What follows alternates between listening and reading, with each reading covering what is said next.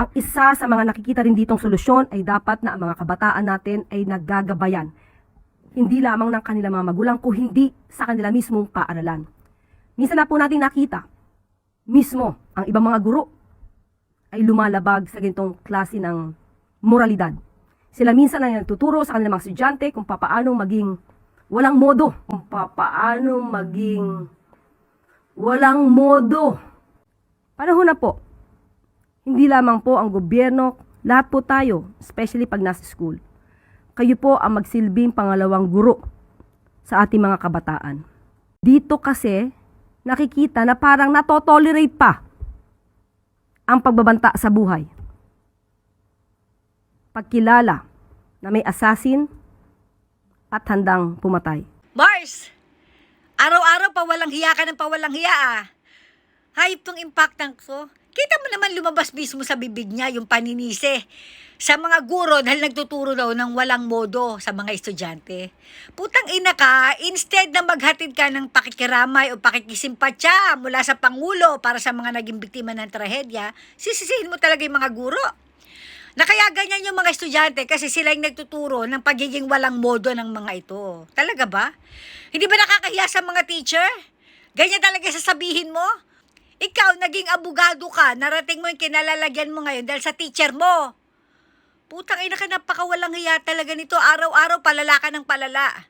Alam niyo naman ang pangyayaring ito sa eskwelahan ay hindi first time. Bago pa ito, sunod-sunod sa iba't ibang mga eskwelahan, may mga nangyaring ganitong krimen, mga estudyanteng pumatay, etc. bla bla bla.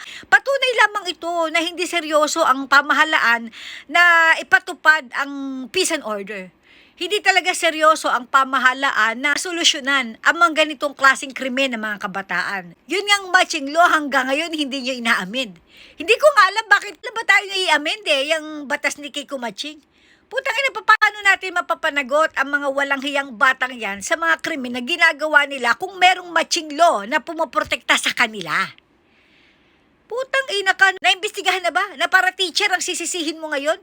Lagi na lang walang pananagutan ng administrasyon. Lagi na lang kayong walang responsibilidad pagdating sa mga ganitong bagay. Ngayon naman si teacher ang sisisihin dahil sila ang nagtuturo ng pagiging walang modo ng mga estudyante. Hayop ka. Putang ina, katandaan mo, hindi natin mararating kung ano mga narating natin sa buhay kundi dahil sa mga teacher natin, ulul. Tapos nakakatawa pa ang ending, sa vice president na naman napunta. Kaya doon nagkakaganito dahil sa mga pagbabanta na tinotolerate daw. Tapos nagmamalaki na merong kilalang assassin na handang pumatay. What the fuck? Ang layo ng issue mo. Talagang gigil na gigil kang siraan lagi ang mga Duterte. Talagang G na G ang poking inang to. Nakakagigil eh. Putang ina, kung ayaw mo makiramay at magbigay ng simpatya diyan sa mga naging biktima diyan sa Zamboanga, pwede ba? Huwag mo na lang isali si VP Sara dahil wala naman siyang kinalaman diyan.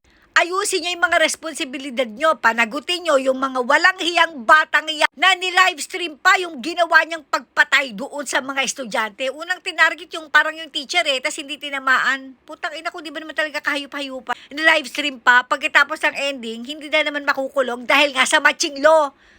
Hayop ang putang inang tong mga to.